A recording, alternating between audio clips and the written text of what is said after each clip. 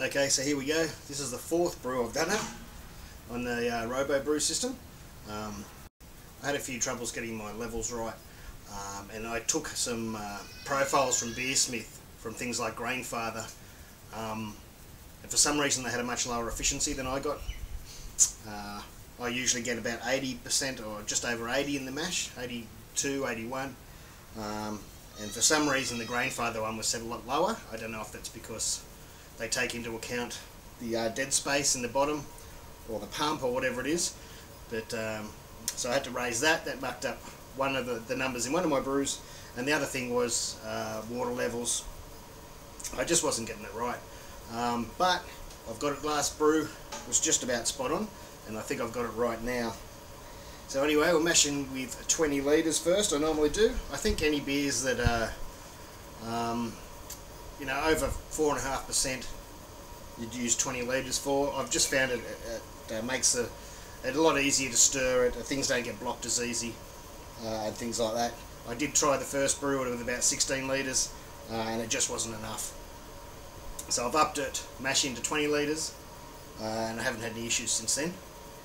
So we'll put 20 litres in here and we'll get it up to temp. It's 10 litres.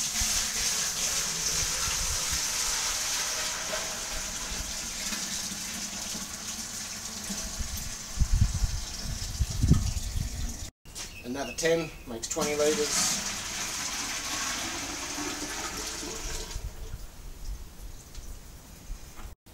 So we'll turn it on.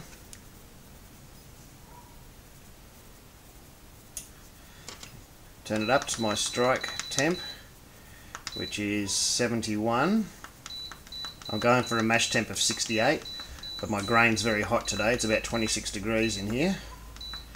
So 71 will do me fine, and press set. I'll put both the elements on, the 1900 watt and the 500 watt, to get it up to temp quickly. For the last three brews I've done, it takes about 30-35 minutes to get your 20 litres up to strike temps. Now we're at strike temp, we can mash in. Before I start mashing in, I'll usually turn off the bigger element and just leave on the 500 watt element. And I'll knock my temperature down to 68 where I want it, and I'll set it there.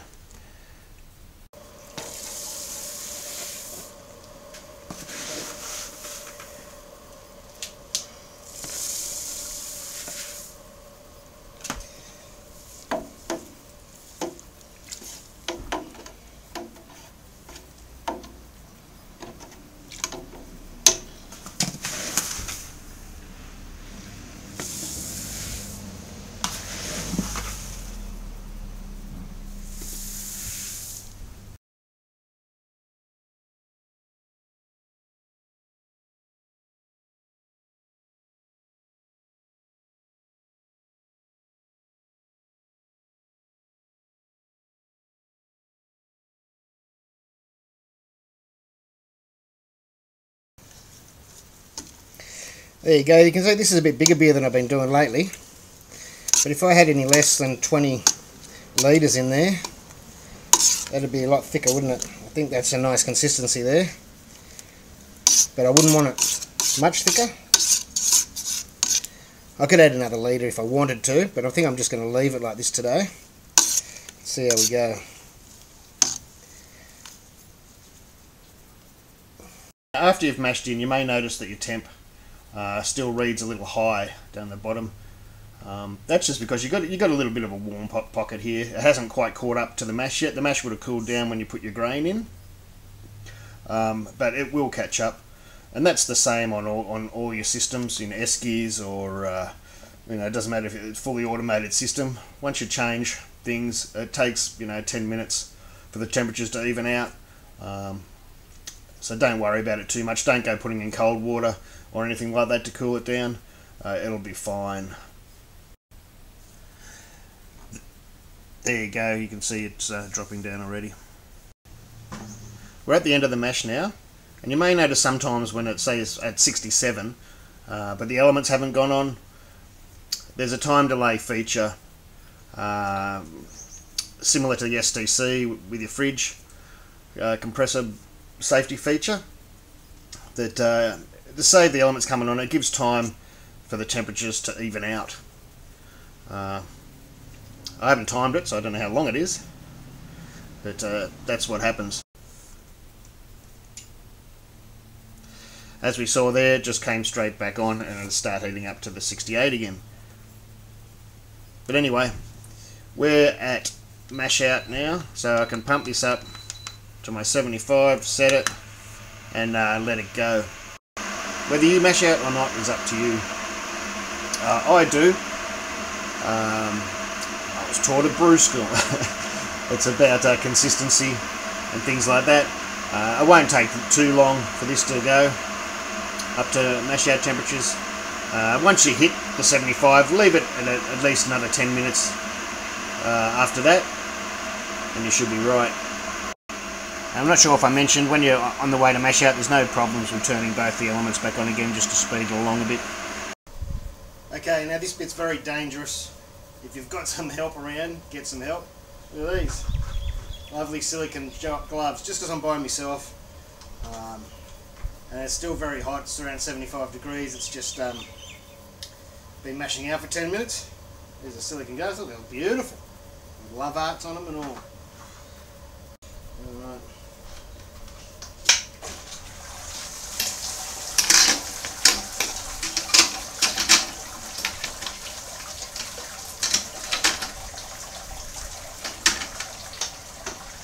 There you go. Could have been a bit quicker. That doesn't matter, it's on there and it's working. And I didn't lose any, I don't think. Oh, a couple of drops down the side here I did. Not much, less than bloody 50 mil. Alright, let this drain. We'll get some other water heated up. The only thing with all of these sort of systems, you've got to get your sparge water heated up separately, somewhere else. It's best to heat it up, 75, high 70s. And I'll go into the amounts you'll need for the different size brews after the video, and just explain the quantities I've been using and how I've gone to sort it all out. This particular brew will be about 14 litre sparge, and actually I'm already drained past the top of the grain bed now, so I can actually start adding it right now, or beforehand, but because I've been yakking, it's drained out, but that's fine. So I've just got to flush this with 14 litres of water at around 75, 79 degrees.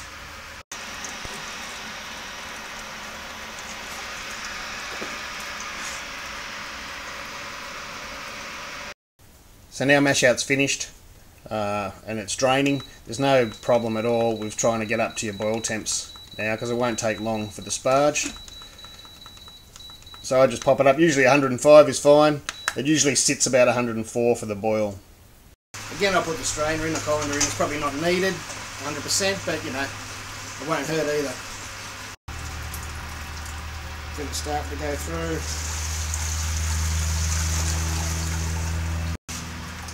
Right, just grab it in a jug, it's a bit easier.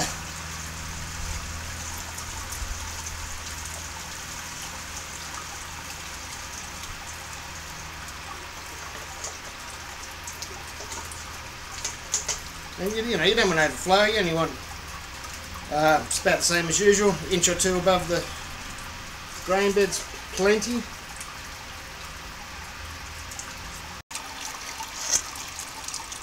As you can see, that something like that. That's plenty. I'll wait till that goes down a little bit and I'll pour some more in. That's the last 2 litres in.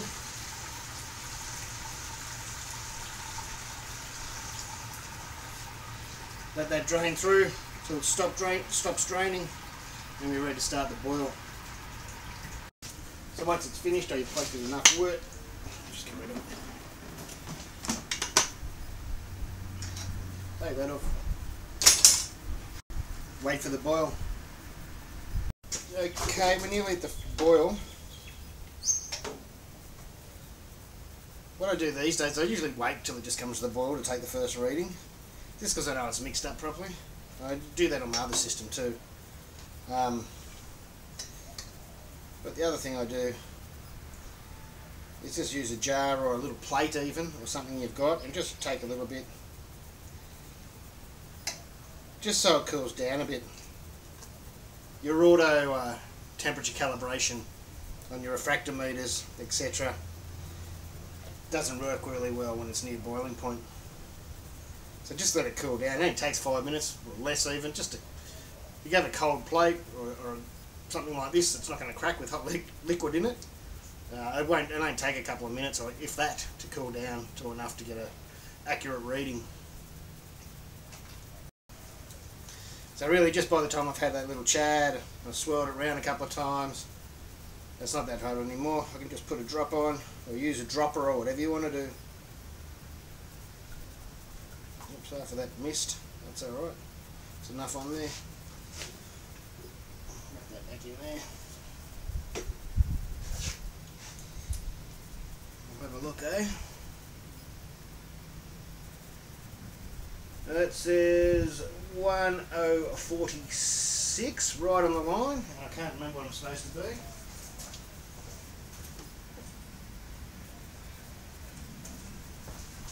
And that is spot on. So I'm really happy with that. That means the changes I've had it made in Beersmith for the efficiency, mash efficiency, have worked. Alright, we're just about at the boil. And when they're this full, on a skinny system like this with these big elements, they can get away from you fast and you will get boil overs. So just take it easy. You can turn one of the elements off for a little while if you need to. You can stir the stuff back in. Sometimes it helps just to that build up back in. Some people scoop that off and throw it away. It's up to you.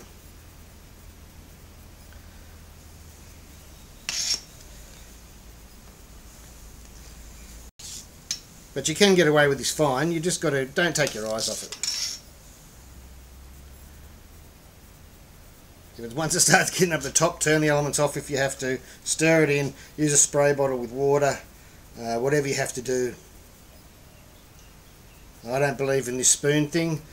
I've seen it fail. Maybe it's because I'm not superstitious. I don't know, or whatever. You know, sometimes you got to believe in these things for them to work for you.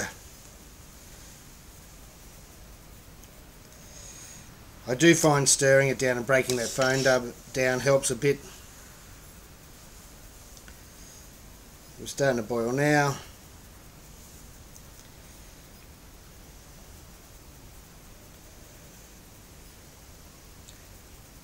Starting to get up there again. So I wouldn't recommend going over that max mark, which I've measured at 29 litres. Now my measurements aren't quite as accurate as some, but I did use just a fermenter, because that's what I'm going to end up in anyway, isn't it? So that's I'm going to turn off that big element, or the little element, for a second. Maybe the big element. Turn the little one on.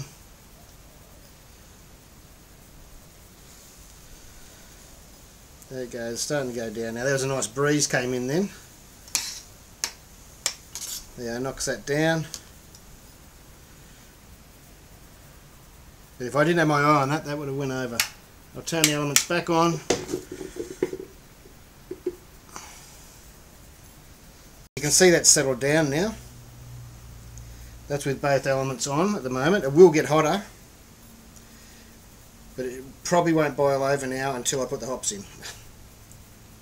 Now I'll just let that sit for a couple of minutes just to see how it goes before I put my hops in and start the timer.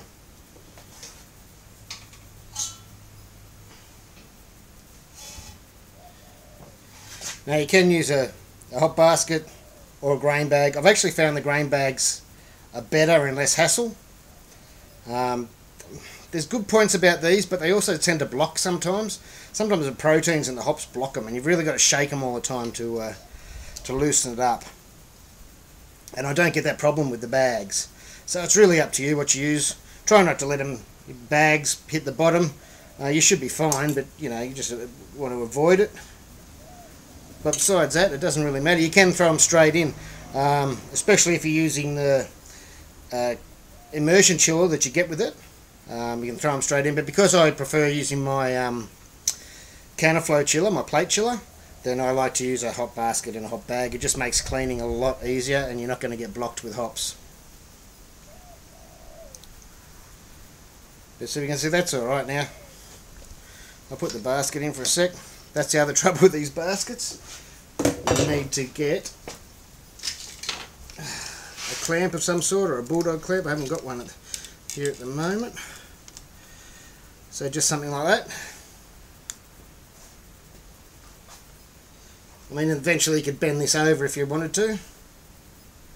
Or, you know, there's a number of ways. Drill a hole in it, put a screw, so it sits on the screw, whatever. But anyway, since I know we're at the numbers I need, I don't need to boil off any liquid. I can throw in my hops and start the timer now. Now this is an English bitter, so I'm using English hops with a pretty low alpha acids, so it's going to take a lot of fuggles to get some bitterness in there, even though it's a pretty low bittering beer. Well, compared to the beers I usually brew, this is going to be about 40 all up. But it's taking a lot more hops just because of the low alpha acids. So there's some fuggles going in there. Now we could get a boil over again here.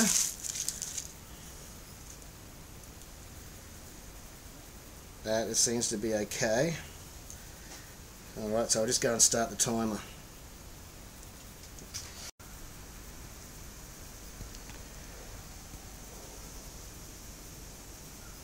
Now just because it doesn't seem to be boiling in there, it doesn't really matter so much. Get those oils into the water, because the oils will leave those hop within a few minutes. And it's the oils that will continue to break down, or whatever you call it, isomerize, to add the bitterness. But I find if you do that every now and then with these bags, they don't block up so often. It does depend on what grain you're using and your crush and a few other things, whether the proteins clog them up. They seem to be. This one seems to be a lot smoother, but I mean it's only early in the boil. So anyway, we'll whack that back there. I'll come and give that a shake in another 10 minutes, and we'll see how we go.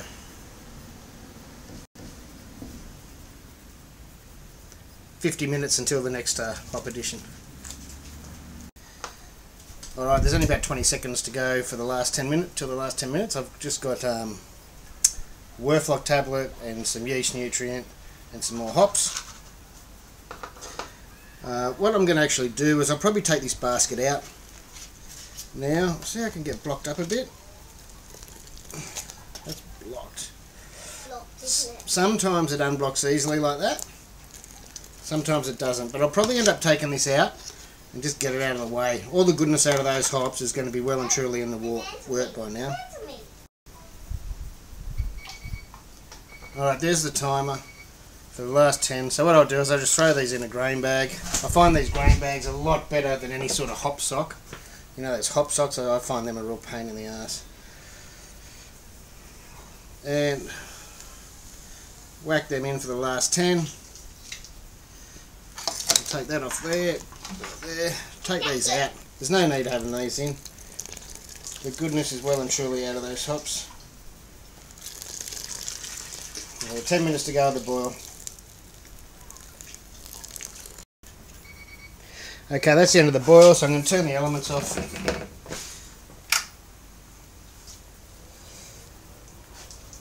Quickly get... I don't even bother whirlpooling in this anymore, because at the bottom there's such a big space between where the tap is and where and the bottom. Like there's 3.4 litres around about. So the whirlpool's nearly. You don't need to do it. I mean, you can do it if you like. It won't hurt. But I don't really need to do it. All the hops have been caught. There's this bit of tube in the bottom. Anyway, get the lid on and get it through the chiller. Here we are chilling, and it's going in at about 22, 23 degrees, and that's the temperature of my groundwater, so it can't get any cooler than that unless I used a pre-chiller, which I'm not, of course. Okay, so that just ran out. We're at about 20 litres, which is where I wanted to be. So that's a good thing.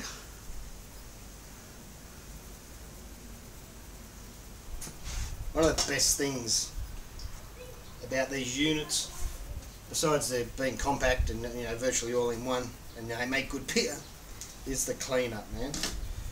Yeah, the cleanup is simple. That hot bag can get rinsed out when the other hot bag does. Other than that, you tip this out and give it a wipe, and it's clean. I'll show you inside in a sec.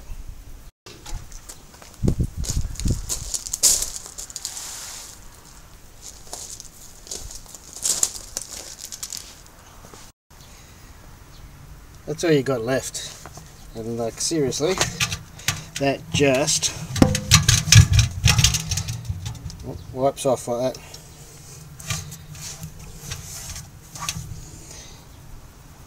That's it, hose it out. In the end, I will fill it up with sodium bicarbonate just to wash all of the bits and pieces I've used today and to clean the tap out, but that's it. Alright, another brew in the fermenter. Thanks for watching. I'll upload a few more very soon, different brews I've done in it. Just show you how it goes. All seems good so far. I have used the IC chiller, the immersion chiller, a couple of times. That's fine too. But the very hot weather here at the moment, it was easier to use my plate chiller today. Alright, cheers.